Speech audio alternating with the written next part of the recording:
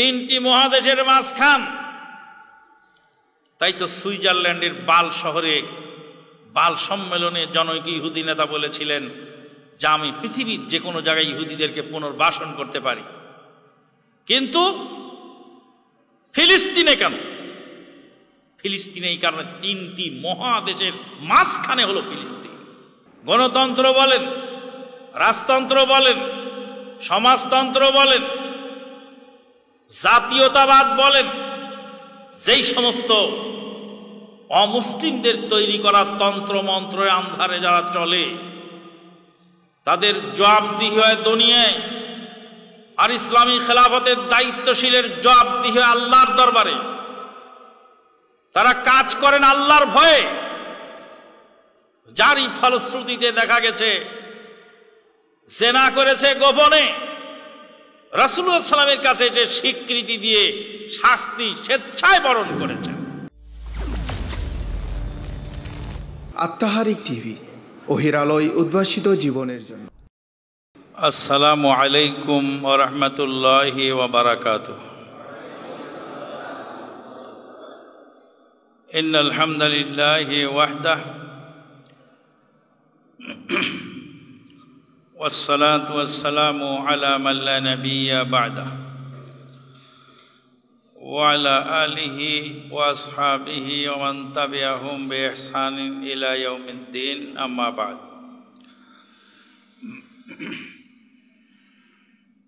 ফাকাদ আরশাদাল বারি ফি মু'আযামি তানজিলিহি ওয়া 'আযীমি খিতাবিহি। বা'দ আউযু বিল্লাহি মিনাশ শাইতানির রাজীম। وَإِذْ قَالَ رَبُّكَ لِلْمَلَائِكَةِ إِنِّي جَاعِلٌ فِي الْأَرْضِ خَلِيفَةً قَالُوا أَتَجْعَلُ فِيهَا مَن يُفْسِدُ فِيهَا وَيَسْفِكُ الدِّمَاءَ وَنَحْنُ نُسَبِّحُ بِحَمْدِكَ وَنُقَدِّسُ لَكَ قَالَ إِنِّي أَعْلَمُ مَا لَا تَعْلَمُونَ وقال النبي الأمين صلى الله عليه وسلم قد تركتكم على البيضاء ليلها كنهارها لا يزيغ عنها بعدي إلا هالك رواه ابن ماجه। যাবতীয় প্রশংসা সেই মহান আল্লাহ পাকের জন্য, যার অশেষ মেহেরবানিতে প্রায় 100 বছর পূর্বে হারিয়ে যাওয়া মুসলিম খেলাফত, প্রায় 100 বছর হয়ে গেছে মুসলিম খেলাফত ধ্বংস হয়েছে বা ধ্বংস করে দেওয়া হয়েছে। 1924 সালের 3রা মার্চ, 1924 সালের 3রা মার্চ উসমানী খেলাফতের 37তম খলিফা আব্দুল মজিদ আস-সানি, যার পতনের মাধ্যমে তুর্কি বীর নামে খ্যাত মোস্তফা কামাল, যাকে আতাতুর্ক বলা হয়, তারই বিশ্বাসঘাতকতার কারণে মুসলিম খেলাফত, ইসলামী খেলাফত ধ্বংসপ্রাপ্ত বা বিলুপ্ত হয়। এক শ্রেণীর লোক, তাদের কাছে খেলাফতটা কোনো বিষয় না, যে কোনো মূল্যে ক্ষমতায় সোয়ার হওয়া জরুরি। আর আমরা যারা কোরআন হাদিসের অনুসারী বা আহলুল হাদিস, আমাদের দাবি হলো ইসলাম প্রতিষ্ঠিত হবে কোরআন এবং সুন্নাহ ভিত্তিক খেলাফতের মাধ্যমে। এখানেই হলো অন্যান্যদের সাথে আমাদের মৌলিক পার্থক্য। খেলাফত হলো মানুষ জীবনের সূচনা থেকেই আল্লাহ পাক মানুষ তৈরি করার আগেই খলিফা নিয়োগ সম্পর্কে ফেরেশতাদের সঙ্গে কথা বলেছিলেন। আউযু বিল্লাহি মিনাশ শাইতানির রাজীম। وَإِذْ قَالَ رَبُّكَ لِلْمَلَائِكَةِ إِنِّي جَاعِلٌ فِي الْأَرْضِ خَلِيفَةً। স্মরণ করো সেই সময়ের কথা যখন আপনার প্রভু ফেরেশতাদেরকে বলেছিলেন, ইন্নী জাইলুন ফিল আরদে খলিফা, আমি পৃথিবীর বুকে খলিফা নিয়োগ করতে চাই। খলিফা শব্দের অর্থ কি? খলিফা মানে হলো প্রতিনিধি, এজেন্ট। আপনার কাজ হলো কোম্পানির মাল বিক্রি করা, কোম্পানির পক্ষে কাজ করা। আপনার নিজস্ব কোনো বক্তব্য, নিজস্ব কোনো প্রোডাক্ট, নিজস্ব কোনো ব্যাপার সেখানে চলবে না। আপনি যেই কোম্পানির প্রতিনিধি, এজেন্ট, সেই কোম্পানির মাল ভালো আছে মন্দ আছে, আপনি সেই কোম্পানির পক্ষে থাকবেন। এটাকে বলা হয় এজেন্ট। আর এজেন্টকে আরবিতে বলা হয় খলিফা। আল্লাহ রাব্বুল আলামিন ফেরেশতাদেরকে বলছেন, নিশ্চয় আমি পৃথিবীর বুকে খলিফা নিয়োগ করব। ফেরেশতারা জবাব দিচ্ছেন, মানুষ বানিয়ে কি হবে, এটা তো গোলমাল করবে। আপনার তসবিহ তাহলিল বর্ণনা করার জন্য আমরাই যথেষ্ট। নাহনু নুসাব্বিহু বিহামদিকা ওয়া নুকাদ্দিসু লাক, তসবিহ তাহলিল বর্ণনা করার জন্য আমরাই যথেষ্ট। আপনি খামাখা মানুষ বানাবেন, এ তো গোলমাল। আল্লাহ কি জবাব দিলেন? বললেন, ইন্নী আ'লামু মা লা তা'লামু, আমি যা বেশি জানি তোমরা তা মোটেও জানো। এই আয়াতের মধ্যে কতগুলি শিক্ষণীয় বিষয় আছে।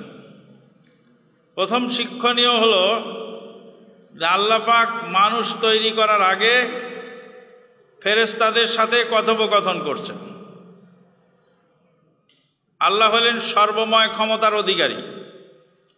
মানুষ তৈরি করবেন এ ব্যাপারে ফেরেশতাদেরকে বলার প্রয়োজনীয়তা অন্ততপক্ষে আল্লাহর নাই।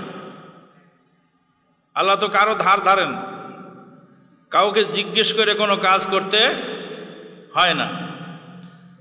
তারপরেও আল্লাহ ফেরেশতাদেরকে জানালেন এখানে হিকমতটা কি। হিকমতটা হলো যে কোনো কাজ আপনি করবেন পরামর্শ ভিত্তিক, সূরা ভিত্তিক, পরামর্শ ভিত্তিক। ওয়া আমরুহুম শুরা বাইনাহুম, তাদের কাজ হবে পরামর্শ ভিত্তিক। আল্লাহর পরামর্শের প্রয়োজন নেই, কিন্তু বান্দার পরামর্শের প্রয়োজন আছে। তাই আল্লাহ বান্দাকে পরামর্শ শিক্ষা দিচ্ছেন যে কোনো গুরুত্বপূর্ণ কাজ করতে হলে আশেপাশে যারা আছে তাদের সাথে তুমি একটু কথা বলো। কথা কি ক্লিয়ার বোঝা যাচ্ছে তো নাকি? দ্বিতীয় যে জিনিসটা বোঝা গেল তা হলো এই, ফেরেশতারা আল্লাহকে বলছেন কি বানাবেন যারা গোলমাল করবে। ফেরেশতারা আল্লাহকে আল্লাহর কথার দ্বিমত পোষণ করলেন। ফেরেশতারা আল্লাহর সামনে দ্বিমত পোষণ করলেন। এখান থেকে প্রমাণিত হলো যে কোনো পরামর্শ সভায় যে কেউ তার মতামত ব্যক্ত করতে পারে। আল্লাহ রাব্বুল আলামিন ফেরেশতাদেরকে ধমকিয়ে বের করলেন না, তাড়িয়েও দিলেন না, সুন্দরভাবে জবাব দিলেন, আমি যা জানি তোমরা তো মোটেও জানো। আল্লাহ বলছেন খলিফা বানাবো, আর ফেরেশতারা বলছে আমরা তসবিহ পড়ে দেব। আল্লাহর তো তসবির জন্য মানুষ বানান নাই, শুধু তসবিহ তাহলিল জিকির আজকারের জন্য মানুষ বানান নাই। তসবিহ তাহলিল পড়ার জন্য ফেরেশতারা আছেন,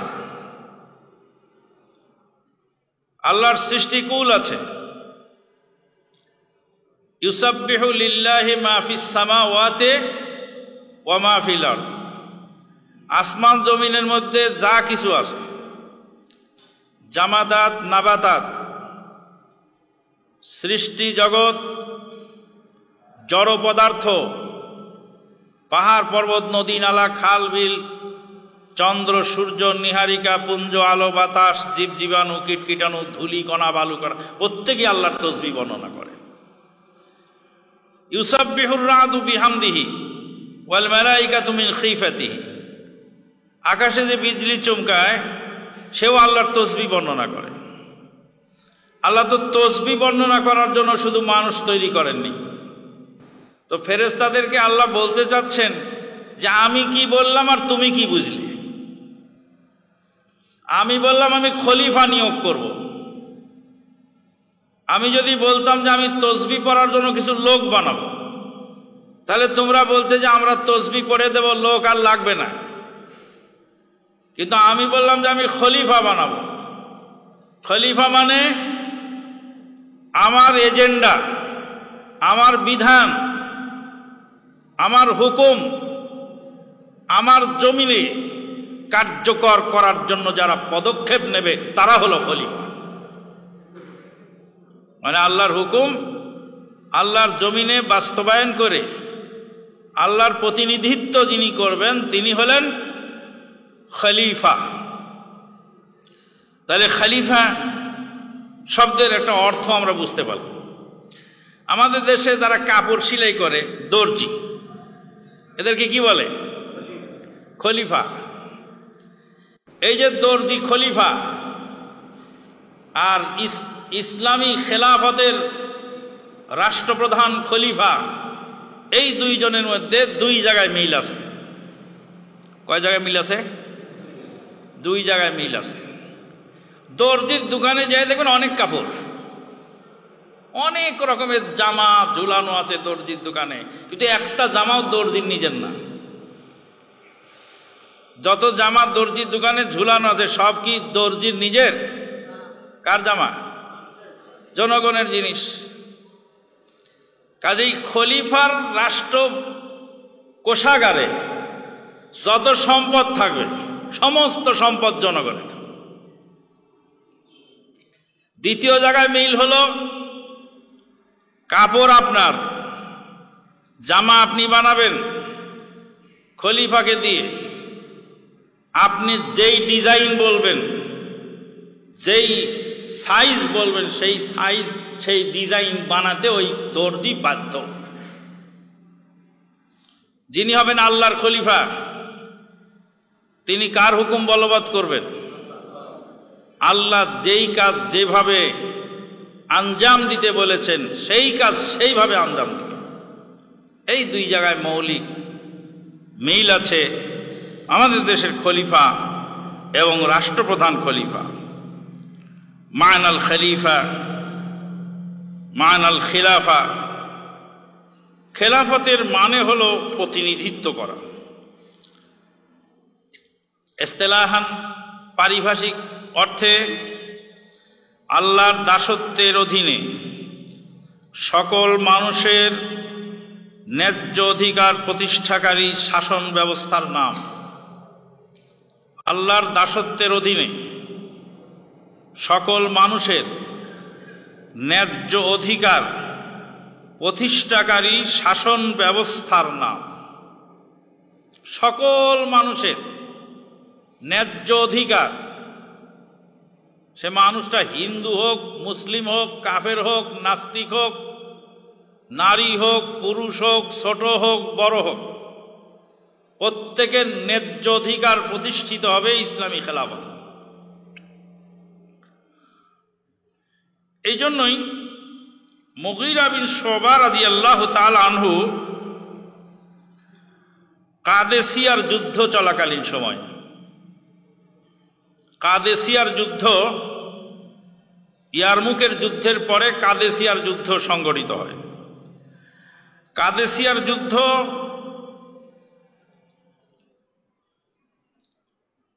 ইরাককে মুসলিম শাসনের অধীনে আনার জন্য যে যুদ্ধ হয়েছিল, পারস্য সেনাপতি নাম ছিল রুস্তম। পারস্য সেনাপতি রুস্তমের সামনে মুগীরা বিন শুবা রাদিয়াল্লাহু তাআলা আনহু যখন কথা বললেন যে আপনাদের নবী যে ইসলাম এনেছে সেই ইসলামটা কি, ইসলামের বর্ণনা দিতে গিয়ে তিনি বলছিলেন ইখরাজুল ইবাদি মিন ইবাদাতিল ইবাদ ইলা রাব্বিল ইবাদ, বান্দাকে মানুষের গোলামি থেকে বের করে আল্লাহর ইবাদতের দিকে নিয়ে যাওয়াটাই হলো দ্বীন ইসলামের মূল কাজ। মানুষ মানুষের গোলাম হতে পারে না। মানুষ মানুষের গোলাম হলেই মানুষ যে কোনোভাবে মানুষকে নির্যাতন করে ছাড়ে। ভালো করে মনে রাখতে হবে, আল্লাহ রাব্বুল আলামিন গুরুত্বপূর্ণ জিনিস নিজের হাতে রেখেছেন। ওরা বিতরণের দায়িত্ব চেয়ারম্যান মেম্বার এমপির হাতে দেননি। যেমন ধরুন বাতাস,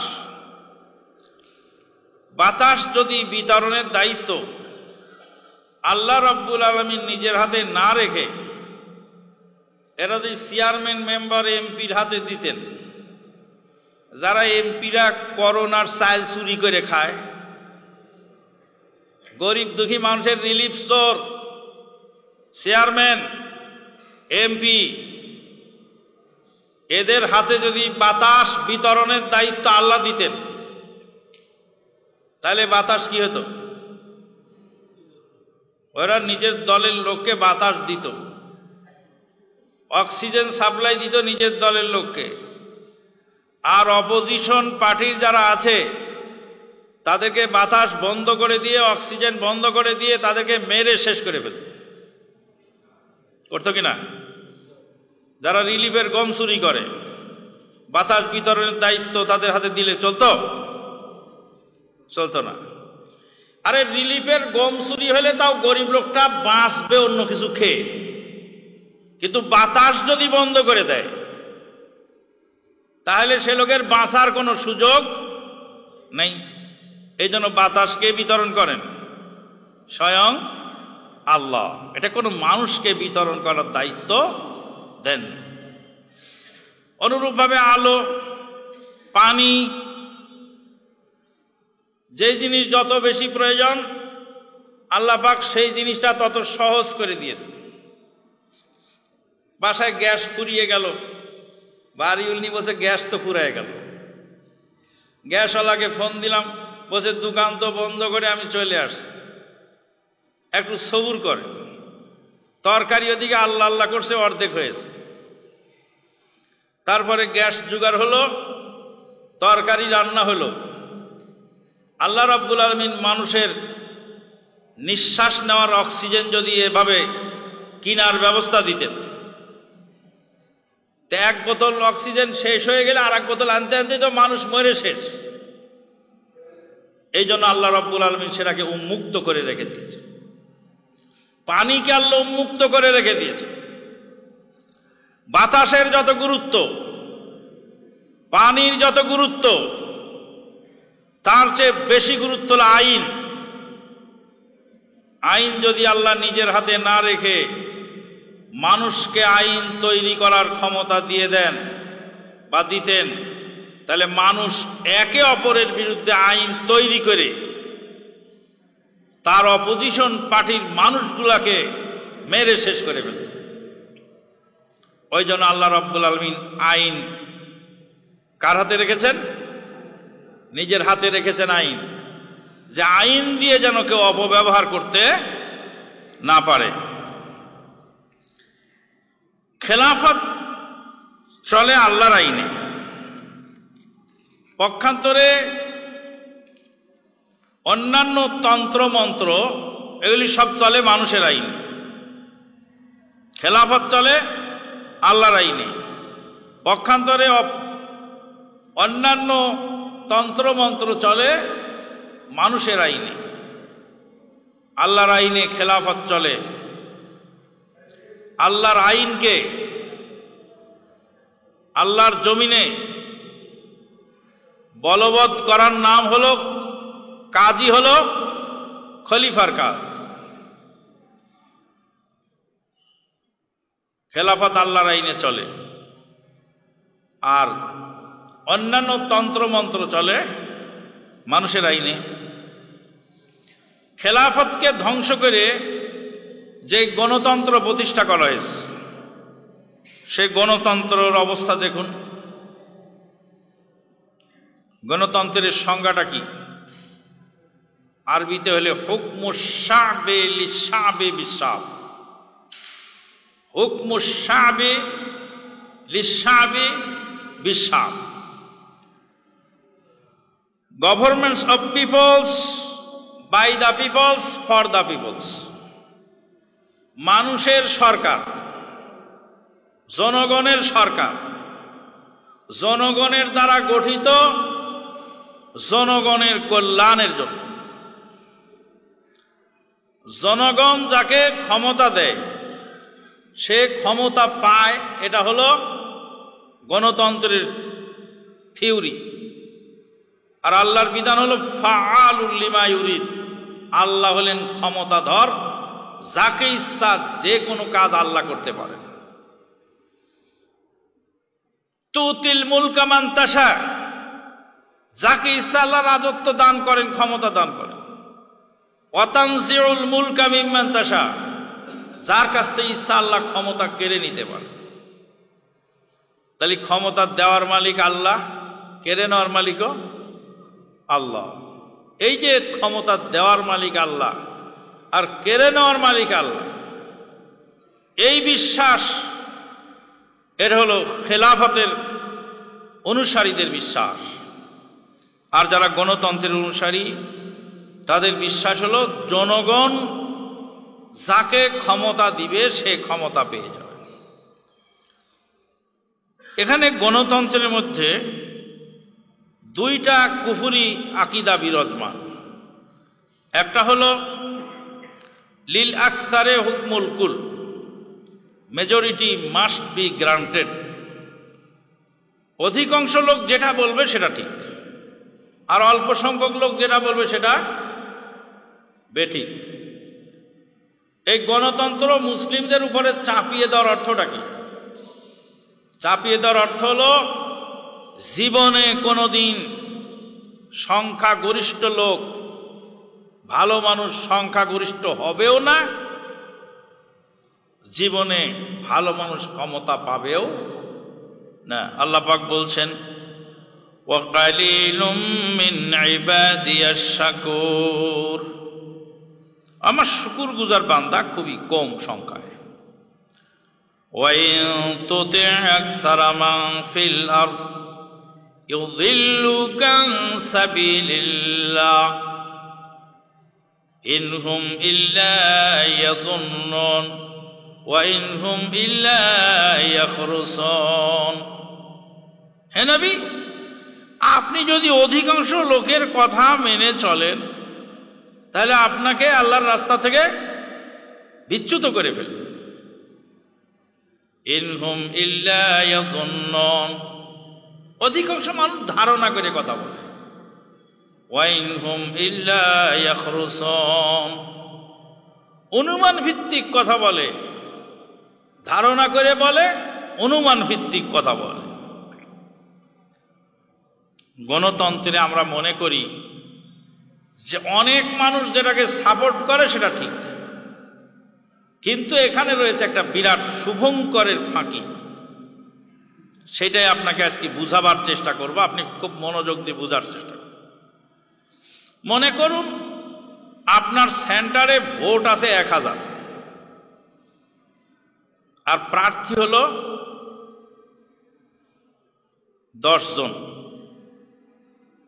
10 জন প্রার্থী যদি হয়, আর ভোট যদি আপনার সেন্টারে 1000 হয়, তাহলে প্রত্যেক পার্টি গড়ে কতটি করে ভোট পাবে? 100 করে পাবে। 1000 ভোট 10 জন প্রার্থী সমানভাবে ভাগ করে দিলে একজন পাবে কত? 100 করে পাবে। কিন্তু একজন পেল 101, আর বাকি 8 জন পেল 100, আর বাকি একজন পেল 99। জয়যুক্ত হলো কে? 101 ওয়ালা জয়যুক্ত হলো। কেন?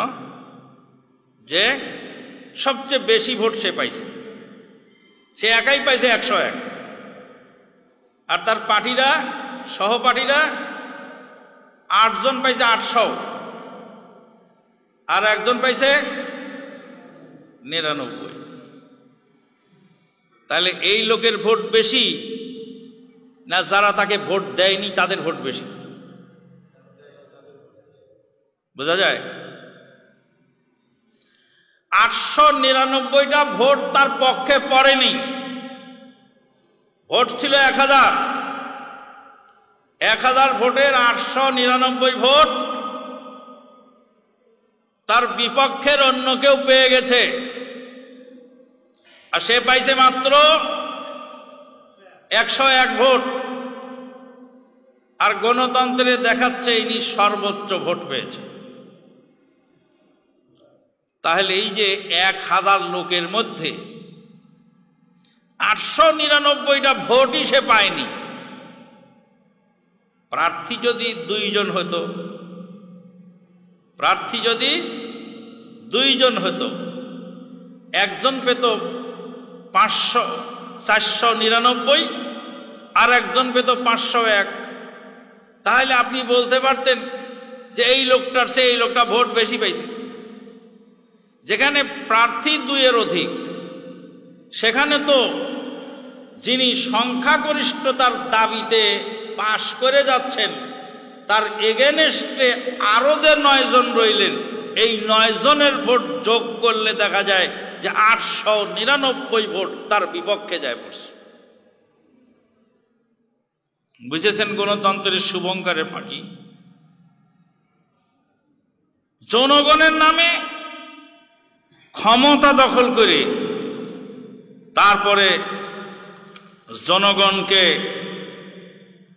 ভুলভাল বুঝিয়ে দলীয় শাসন, ব্যক্তিগত সিদ্ধান্তকে চাপানোর নাম বর্তমান গণতন্ত্র।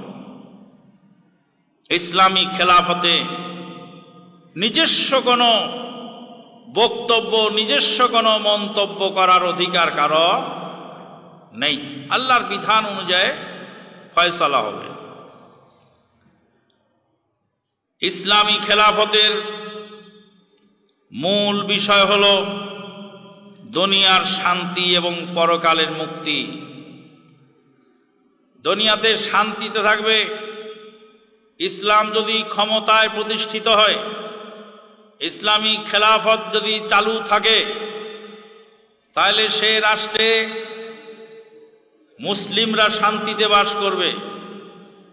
অমুসলিম নাগরিকের অধিকার সেখানে প্রতিষ্ঠিত থাকবে। এমনকি যুদ্ধের ময়দানে রাসূলুল্লাহ সাল্লাল্লাহু আলাইহি ওয়াসাল্লাম সাহাবীদেরকে কঠোর হুঁশিয়ারি করে বলেছেন, খবরদার কোনো অমুসলিম বৃদ্ধ, অমুসলিম নারী এবং অমুসলিম শিশু তাদের গায়ে তোমরা হাত তুলবা না। খবরদার কোন জিম্মির গায়ে হাত তুলবে না। জিম্মি কাকে বলে? ইসলামী রাষ্ট্রে, ইসলামী খেলাফতে যিনি জিজিয়া ট্যাক্স দিয়ে বসবাস করেন তার নাম হলো জিম্মি। খবরদার কোন মুস্তামানের গায়ে হাত তুলবে না। মুস্তামান কাকে বলে? ইসলামী রাষ্ট্রপতির কাছে, মুসলিম খলিফার কাছে যদি কেউ আত্মসমর্পণ করে সে নিরাপত্তা চায়, আর খলিফা যদি তাকে নিরাপত্তা দিয়ে দেয়, কোনো জনগণের অধিকার নাই তার গায়ে হাত তোলা। অনুরূপভাবে অমুসলিমরা মুসলিম দেশের আইন মেনে নিয়ে তারা যদি অমুসলিমরা ইসলামী রাষ্ট্রে কাজ করে, তাতে কোনো সমস্যা নেই। অন্যান্য শাসন ব্যবস্থার, ইসলামী শাসন ব্যবস্থা, এখানে মৌলিক যেটা পার্থক্য সেটা হলো ইসলামী শাসন ব্যবস্থাটা চলে পরকালের জবাবদিহিতার ভিত্তিতে।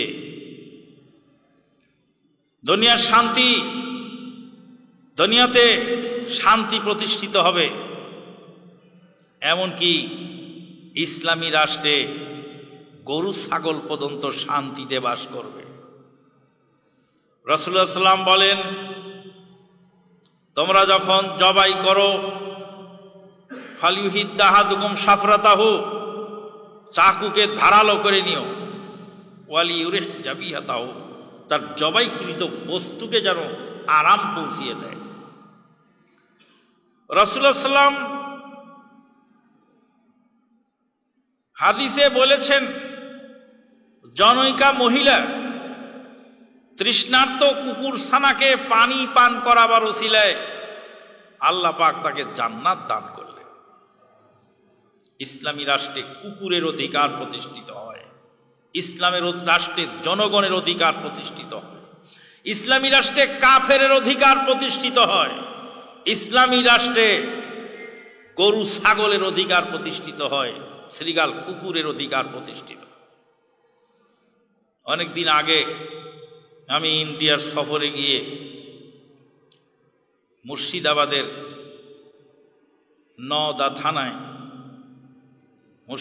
নওদা থানার এক স্কুল মাঠে বক্তব্য দিচ্ছিলাম।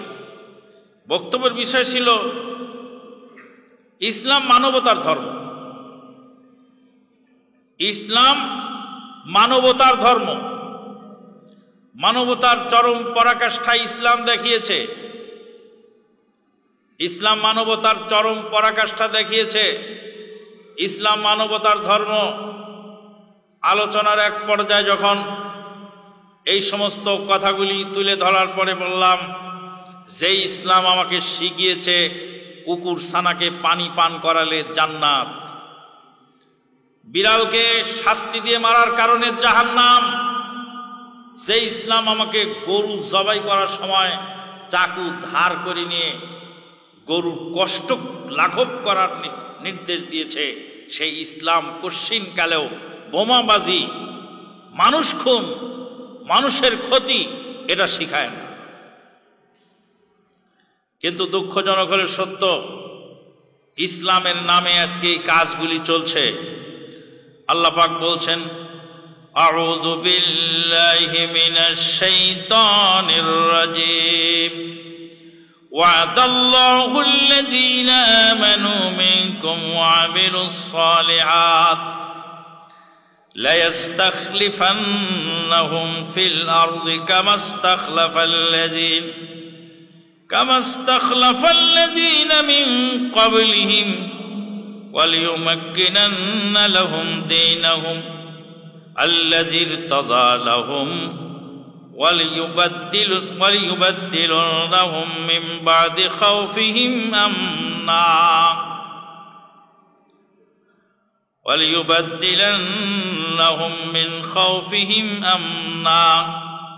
من بعد خوفهم أمنا وعد الذين آمنوا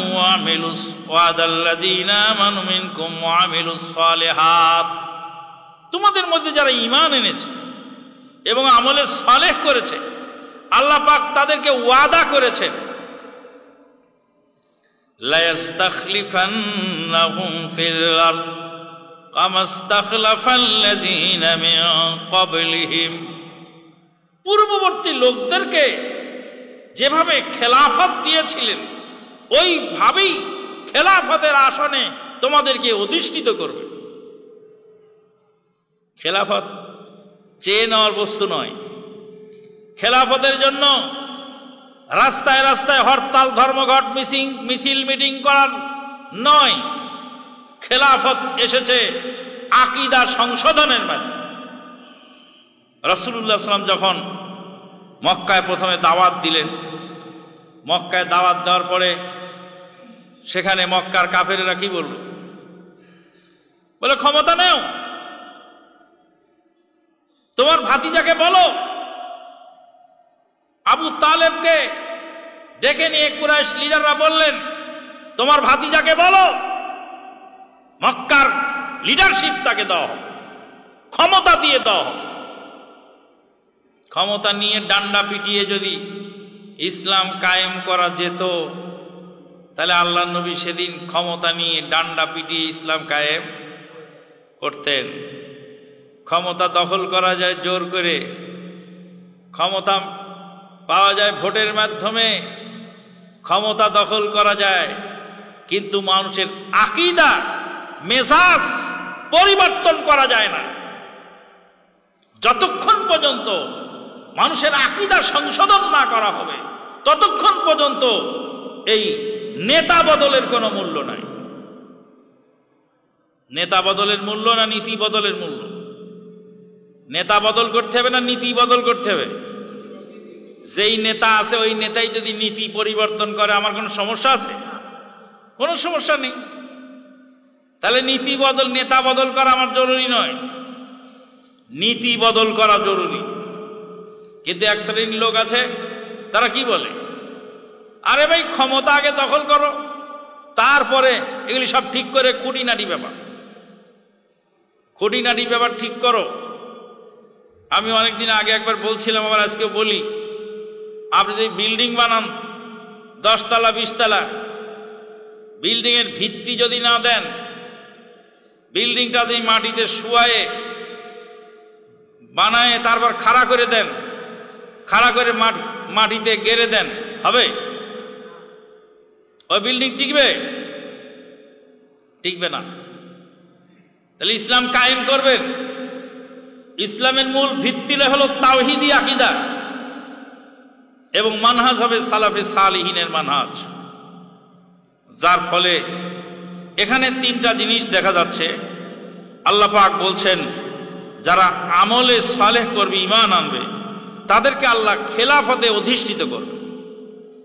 তাহলে খেলাফত পাওয়ার জন্য আল্লাহ যে শর্ত দিলেন, যোগ্যতা দিলেন, তা হলো আল্লাহর প্রতি ঈমান এবং আমলে সালেহ। যখন তারা খেলাফত পেয়ে যাবে, তখন আল্লাহ রাব্বুল আলামিন তাদের মনোনীত জীবন ব্যবস্থাকে প্রতিষ্ঠা রূপ দান করবেন, স্থায়িত্ব দান করবেন। আল্লাহ রাব্বুল আলামিন তাদেরকে পরিবর্তন করে দিবেন, ভয়কে নিরাপত্তায় পরিণত করে দেবেন। বন্ধুগণ, আজকে ইসলামী খেলাফত এটা নিয়ে আলোচনা করতে গিয়ে ইসলামী খেলাফতের প্রয়োজনীয়তা, বাতাস যেমন মানুষের প্রয়োজন, সবার জন্য প্রয়োজন, আল্লাহর আইন সবার জন্য প্রয়োজন। মানুষের আইন দিয়ে কোনোদিন মানুষ শান্তিতে বাস করতে পারে না, কারণ মানুষ সব সময় হিংসা প্রয়োগ হয়, একে অপরের বিরুদ্ধে আইন তৈরি করে। ইসলামী খেলাফত জনকল্যাণমূলক। ইসলামী খেলাফতের মধ্যে মুসলিমের অধিকার প্রতিষ্ঠিত হয়, নারীর অধিকার প্রতিষ্ঠিত হয়, অমুসলিমের অধিকার প্রতিষ্ঠিত হয়, পশু প্রাণীর অধিকার প্রতিষ্ঠিত হয়। তাই তো মুসলিম জাহানের খলিফা ওমর ইবনে খাত্তাব রাদিয়াল্লাহু তাআলা আনহু তিনি আফসোস করে বলেছিলেন, দাজলা নদীর তীরে, ফোরাত নদীর বালুর চরে একটি ছাগল ছানাও যদি না খেয়ে মরে যায়, আর আল্লাহ যদি আমাকে জিজ্ঞেস করেন যে তোমার রাজত্বের মধ্যে আমার প্রাণী খাবার পায়নি কেন, আল্লাহর দরবারে জবাব দেওয়ার ক্ষমতা আমার হবে না। পরকালের জবাবদিহিতা থাকার কারণে এবং পরকালের পুরস্কার থাকার কারণে স্বাভাবিক খেলাফত ব্যবস্থার তুলনায় ইসলামী খেলাফত ব্যবস্থায় অবশ্যই মানুষ অগ্রগণ্য হয়। সেনাবাহিনীর প্রধান যুদ্ধ করলেও সেনাবাহিনীর প্রধান, যুদ্ধের ময়দানে ঠিকমতো দায়িত্ব পালন না করলেও প্রধান। উনি তো দায়িত্ব পেয়েই গেছে, বেতন তোমাকে মাসে মাসে দেওয়া হয়। কিন্তু ইসলামী খেলাফতে যারা মুসলিম যোদ্ধা, তারা যুদ্ধের ময়দানে গনিমত কতটুকু পাবো এইটুকু তার শেষ সম্বল নয়। সে যদি গাজী হয় তবুও তার নেকি, যদি সে শহীদ হয় তারপরে তার জন্য তার জান্নাত।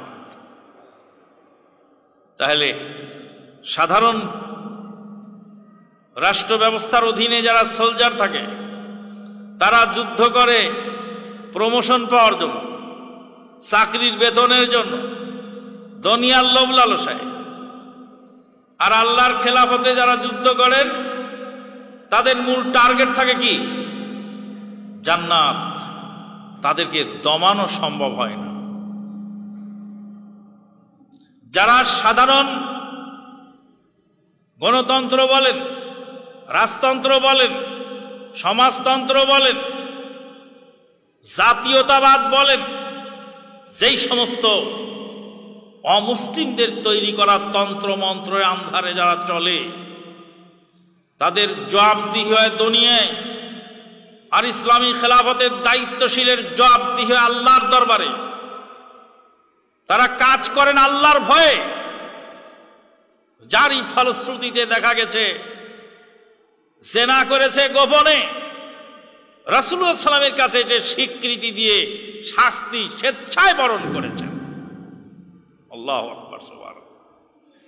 এই জন্য রাসূলুল্লাহ সাল্লাল্লাহু আলাইহি ওয়াসাল্লাম তাকওয়াশীল সমাজ গড়ার জন্য তিনি প্রত্যাখ্যান করলেন মক্কার সেই লিডারশিপ নিয়ে সাময়িকভাবে মানুষকে পদানত করা যায়, কিন্তু স্থায়ী কোনো সমাধান হয় না। বন্ধুগণ, ইসলামী খেলাফতকে ধ্বংস করার জন্য যুগে যুগে কালে কালে ইহুদি নাসারার চেষ্টা করেছিল। সর্বশেষ প্রচেষ্টা ওসমানী খেলাফতকে ধ্বংস করার জন্য 1909 সালে ইহুদি নেতারা ওসমানী খলিফা, 34তম ওসমানী খলিফা দ্বিতীয় আব্দুল হামিদ আস-সানির কাছে তারা গেলেন। ইহুদি লিডাররা ফিলিস্তিনের মাটিতে মুসলিমদের মাঝে তিনটা মহাদেশের মোহনা, ফিলিস্তিন তিনটা মহাদেশের মোহনা, একদিকে ইউরোপ, আরেকদিকে আফ্রিকা, আরেকদিকে এশিয়া, আফ্রিকা এবং ইউরোপ, তিনটি মহাদেশের মাঝখান। তাই তো সুইজারল্যান্ডের বাল শহরে বাল সম্মেলনে জনৈক ইহুদি নেতা বলেছিলেন যে আমি পৃথিবীর যে কোনো জায়গায় ইহুদিদেরকে পুনর্বাসন করতে পারি, কিন্তু ফিলিস্তিনে কেন? ফিলিস্তিনে এই কারণে তিনটি মহাদেশের মাঝখানে হলো ফিলিস্তিন হলো মেরাজের রাতে রাসূলুল্লাহ সাল্লাল্লাহু আলাইহি ওয়াসাল্লাম যেই মাটি থেকে ঊর্ধ্বালোকে ছোঁয়ার হয়েছিলেন সেই মাটি হলো ফিলিস্তিনের মাটি। ফিলিস্তিন যেই মাটি, সেই মাটি যেই মাটিতে কিয়ামতের আগে ঈসা রূহুল্লাহ আলাইহিস সালাম ফেরেশতাদের ঘাড়ে ছোঁয়ার হয়ে প্রকাশ্য দিবালোকে মানুষের সামনে নেমে আসবে।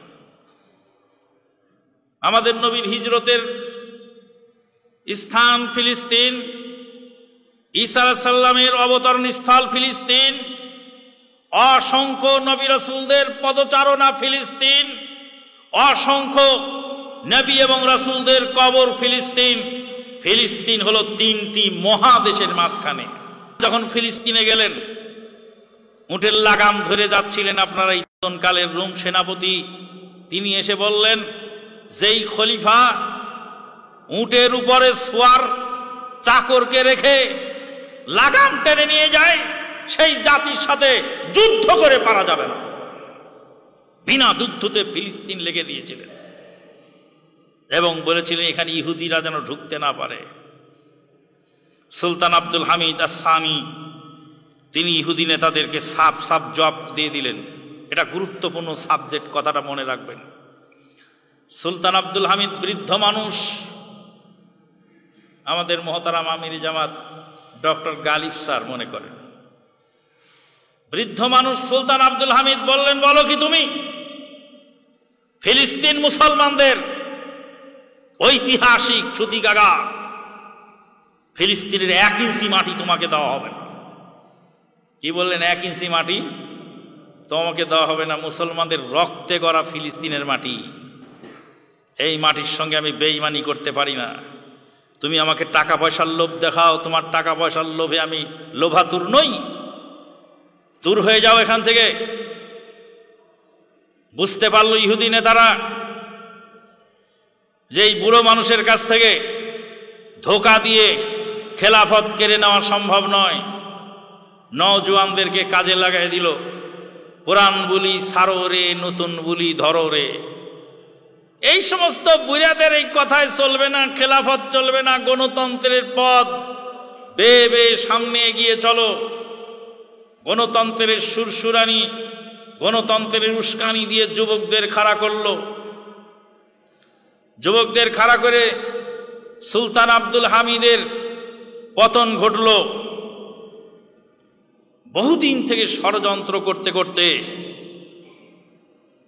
তারপরে মুসলমানদের সেই খেলাফত পরিশেষে 1924 সালের 3রা মার্চ বিশ্বাসঘাতক মোস্তফা কামাল আতাতুর্কের বিশ্বাসঘাতকতায় সুলতান দ্বিতীয় আব্দুল মজিদের হাত থেকে ক্ষমতাচ্যুত হয়ে 622 বছরের মুসলিমের খেলাফতকে ধ্বংস করে দিল। আজও সেই পথে হাঁটছে আমাদের দেশের যুবকেরা। আরব দেশে গণতন্ত্র খাড়া করে দিল, আরব বসন্ত শুরু হলো। এখন সৌদি আরবের বিরুদ্ধে মানুষ এত ক্ষাব্ধ কেন? আমাদের দেশের লোক তথাকথিত ইসলামপন্থীরা সৌদি আরবের মোহাম্মদ বিন সালমানের বিরুদ্ধে এত বিষদকার কেন? আপনারা ইতিহাস শুনে রাখুন। এতকাল ভরে এই সমস্ত বর্ণচোরা, ধর্মচোরা, সালাফি আকিদার লেভেল পরে সুপার উস্তমেরা ইসলাম ও মুসলমানদের সর্বনাশ করে ধর্মের ব্যবসা করে 12.5টা যারা বাজিয়েছিল, এরা আরব দেশেও গিয়ে সালাফি, এই দেশে এসে ইখওয়ানি। এই জিনিসটা বুড়ো চাচা বুঝতে না পারলেও চাচার ছেলেটা ভালো করে বুঝেছে, বুঝে চাল বাসা করে বেঁচেছে। গোটা আরব বিশ্ব থেকে এই সমস্ত নৃশংসতাকারী, বিশৃঙ্খলা সৃষ্টিকারী, খারিজি আকিদার মদত পুষ্ট এই সমস্ত বেহায়ারা, তারা আরব দেশে এখন তাদের কোনো পাত্তা নাই। নিষিদ্ধ ঘোষণা করা হয়েছে তাদের এই সমস্ত ইসলামের নামে এই সমস্ত জঙ্গি কার্যকলাপ, যার ফলশ্রুতি মোহাম্মদ বিন সালমান এই করেছে, ও করেছে, সিনেমা হল চালু করেছে, অমুক করেছে, তমুক করেছে। আরে কিয়ামত যত কাছে আসবে মানুষ তো তত খারাপ হবে। মোহাম্মদ বিন সালমানের কাছে গিয়ে আপনি মালেক খালেদ বা মালেক ফয়সালের শাসন আপনি চান? আলী ইবনে আবি তালেব রাদিয়াল্লাহু তাআলা আনহুকে, ওসমান ইবনে আফফান রাদিয়াল্লাহু তাআলা আনহুকে জিজ্ঞেস করা হয়েছিল, ওসমান ইবনে আফফান রাদিয়াল্লাহু কোন এক খলিফাকে জিজ্ঞেস করা হয়েছিল যে আপনার পূর্ববর্তী খলিফার মতো আপনি রাষ্ট্র চালান না কেন? সম্ভবত উসমান রাদিয়াল্লাহু তাআলাকে বলা হয়েছিল ওমর ফারুকের মতো আপনি রাষ্ট্র চালান না কেন? তো উসমান রাদিয়াল্লাহু তাআলা বলছিলেন সেদিনের প্রজা হয়েছে আজকের রাজা, সেদিনের প্রজা হয়েছে আজকের রাজা। তো সেদিনের প্রজা হয়েছে আজকের রাজা, সেদিনের উস্তাদ হয়েছে আজকের শাগরেদ, সেদিনের শাগরেদ হয়েছে আজকের উস্তাদ। খলিফা ওমর রাদিয়াল্লাহু তাআলা আনহুর আমলে আমরা ছিলাম প্রজা, আর আমরা এখন হয়েছি রাজা, আর আমাদের অধীনস্থ যারা হয়েছে তার চেয়ে আর একটু নিচে। তাহলে তাহলে তাই তো শেখ মুজিবুর রহমান সাহেব বলছিলেন, সোনার বাংলা গড়তে হলে সোনার মানুষ তো লাগবে। ভারত পেয়েছে কয়লার খনি, মিডল ইস্ট পেয়েছে স্বর্ণের খনি, আমি পেয়েছি চোরের খনি। সোনার বাংলা তৈরি করতে মানুষ তো তৈরি করা লাগবে।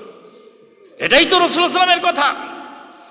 বন্ধুগণ, যে যত কিছুই বলুক না কেন, আপনাদের আমাদেরকে খুব সজাগ থাকতে হবে। আমি খুশি হই আমার আহলে হাদিস যুব সংঘের ভাইদের দাঁত ভাঙা জবাব শুনে। বন্ধুগণ, সেই ইসলামের সার্বজনীনতা আল্লাহ পাক বলছেন, আউযু বিল্লাহি মিনাশ শাইতানির রাজিম, ইয়া আইয়ুহান নাসু ইন্না খালাকনাকুম মিন যাকারিন ওয়া উনসা ওয়াজআলনাকুম শুউবান ওয়া ক্বাবাইলা লিতা'আরাফু ইন্না আকরামাকুম ইনদাল্লাহি আতকাকুম। তোমাদেরকে বিভিন্ন গোত্রে বিভক্ত করা হয়েছে পরিচিতি লাভের জন্য। সবচেয়ে সম্মানী সেই ব্যক্তি যে তাকওয়াশীল। আল্লাহ নবী সাল্লাল্লাহু আলাইহি ওয়াসাল্লাম বললেন, লা ফাযলা লি আরাবিয়্যিন আলা আযামিয়্যিন ওয়ালা আযামিয়্যিন আলা আরাবি। শেষে গিয়ে বলেন, ইল্লা বিত্তাকওয়া। তাকওয়াশীল সমাজ গড়ার জন্যই রাসূলুল্লাহ সাল্লাল্লাহু আলাইহি ওয়াসাল্লাম কাজ করে গেলেন। আজকে দুঃখজনক হলো সত্য, ইসলামী খেলাফতের দাবিদার তালেবান শাসন আমলে, ইসলামী খেলাফতের দাবিদার তালেবান শাসন আমলে আহলে হাদিসের আলেম শেখ আবু উবাইদুল্লাহ রাহিমাহুল্লাহ তাকে বাড়ি থেকে ডেকে নিয়ে নৃশংসভাবে হত্যা করে টুকরা টুকরা করেছে। ইসলামী খেলাফত কি আহলে হাদিস আলেমকে জবাই করার মাধ্যমে যাত্রা শুরু হলো? বলবেন কে করেছে তা জানি না, আমিও জানি না, আপনিও জানেন না। কিন্তু যার শাসন আমলে চলছে, আপনার শাসন আমলে চলছে, নাস্তিকের শাসন আমলে যদি মানুষ নিরাপদ থাকে, তথাকথিত ইসলামী শাসন আমলে যদি মানুষের নিরাপত্তা না থাকে, তো ইসলামী শাসন দিয়ে কি ঘেটে খাবো আমি? সেই ইসলামী শাসন দিয়ে কি হবে? নামের ইসলাম দিয়ে কি হবে? নাস্তিকের দেশে যদি মানুষ নিরাপদ থাকে, অমুসলিমের শাসন আমলে যদি আহলে হাদিস আলেমরা নিরাপদ থাকে, জনগণ নিরাপদ থাকে, তথাকথিত মুসলিম শাসন সেখানে যদি নিরাপত্তা না পায় তাহলে কি হবে? সেদিনের কথা ভুলি নাই, নুরিস্তানের প্রেসিডেন্ট শেখ জামিলুর রহমানকে হত্যা করেছ তোমরা বেদাতীরা। শেখ জামিলুর রহমান নুরিস্তানের প্রেসিডেন্ট, জীবনে বহু সহযোগিতা তোমাদের করেছেন তিনি, কিন্তু শেষ পর্যন্ত তাকে কুরবানি করে তোমরা প্রতিশোধ দিয়েছ। ডক্টর জিয়াউর রহমান শেখ জামিলুর রহমানের ছেলে। আমি আমার কয়েক জমা আগে খুতবার মধ্যে বলেছিলাম কথাটা। ডক্টর জিয়াউর রহমান তখন ছোট ছিল, বাবা যখন মারা যায় নিহত হয়। পরবর্তীতে মদিনা ইউনিভার্সিটিতে ভর্তি হলেন, আমরা তখন বিদায়ের পথে। সেই সময় জিয়াউর রহমান ভর্তি হলেন শেখ জামিলুর রহমানের ছেলে। ডক্টর জিয়াউর রহমান বলছেন, আমরা আলোচনা করছি, দেখি কোনো ফলপ্রসূ পাওয়া যায় কিনা। যদি ফলপ্রসূ আশানুরূপ কিছু পাওয়া যায় তো আলহামদুলিল্লাহ, যদি না পাওয়া যায় আমাদেরকে সতর্ক হতে হবে। যেই মুফতি তোমাকে আমিন বলার কারণে গলা চিপে ধরতে বলে, ওই মুফতিও যদি এদেশে খেলাফতের দায়িত্ব পেয়ে যায় তো মুফতি তোমাকে বলবে জোরে আমিন বলা লোক এদেশের মাটিতে থাকতে পারবে না। হুঙ্কার সারে শোনো না, বলে কিশোরগঞ্জের মাটিতে আহলে হাদিসের আস্তানা হবে না, কিশোরগঞ্জের মাটিতে আহলে হাদিসের আস্তানা হবে না। পাগলা মসজিদের পাগলা খতিব মুফতি খলিলুর রহমান, সে বলতেছে যে কিশোরগঞ্জের মাটিতে আহলে হাদিসের আস্তানা হবে না, ভাবখানা দেখে মনে হচ্ছে কিশোরগঞ্জের গোটা মাটি ওর বাপের জমিদারি। এই ইসলাম যদি ক্ষমতায় আসে, বেদাতি ইসলাম যদি ক্ষমতায় আসে, তোমাকে জবাই করে তাদের ইসলাম চলবে। কি মনে করো তুমি? এখনো তোমার হুঁশ ফেরে না? এখনো বেদাতির সাথে মিতালি করার চিন্তা রাখো? ভালো করে চিহ্নিত করো সেই লোকগুলাকে যারা কোরআন সুন্নাহ বিরোধী মানহাজ এবং আকীদায় বিশ্বাসী। সদ্য লেবাস পরে বিপদের সময় তোমার আহলে হাদিসের ছাতির তলে গিয়ে আশ্রয় নিচ্ছে। এই সমস্ত বর্ণচোরাদের সম্পর্কে সজাগ না হতে পারলে তোমার আকীদা আমল সব বিলুপ্ত হবে। কাজেই তোমাকে সজাগ হওয়া খুব জরুরি। এখন তো আমাদের এক শ্রেণীর যুবকেরা গড্ডালিকা প্রবাহে গা ভাসিয়ে দিচ্ছে। বন্ধুগণ, সময় অল্প, অনেক কথা আর অনেক বাকি রয়ে গেল। আগামীকাল দুপুরবেলা যুব সংঘের সমাবেশে কিছু আলোচনা আসবে ইনশাআল্লাহ। সন্ধ্যার পরে আহলে হাদিস আন্দোলনের কর্মী সম্মেলনে সেখানেও কিছু আলোচনা আসবে ইনশাআল্লাহ। আল্লাহ পাক আমাদেরকে তৌফিক দান করুন। আল্লাহুম্মা আমিন। ওয়া আখিরু দাওয়ানা আনিল হামদুলিল্লাহি রাব্বিল আলামিন। সুবহানাকা আল্লাহুম্মা ওয়া বিহামদিক আশহাদু আল্লা ইলাহা ইল্লা আনতা আস্তাগফিরুকা ওয়া আতুবু ইলাইক। আসসালামু আলাইকুম ওয়া রাহমাতুল্লাহি ওয়া বারাকাতুহু।